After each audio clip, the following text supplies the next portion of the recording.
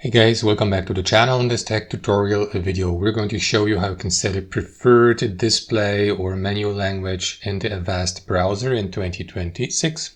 So let us dive into this. Launch the Avast browser on your desktop computer or laptop. Next, click into these three dots in the top right. Scroll down if needed. And here guys, you will see the browser settings. Click into it. Next, here on the left hand side, scroll down till you get to the languages section. And here guys, it works almost the same way as on Google Chrome and most other web browsers. You will see that preferred languages tab. So if you don't see your language listed here, you may add it by clicking to this button, go through that list. You may also use that search bar here. Let me go, for example, with French. Click into that checkbox, click into add here and add it to your list.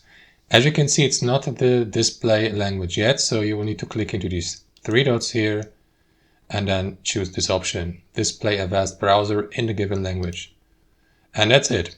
To confirm that, click into relaunch. After that, Avast will relaunch and will be displayed in the language you selected. And that's how it works, guys. Thanks for watching. Hope you enjoyed it, got some value from it, and we'll catch you later.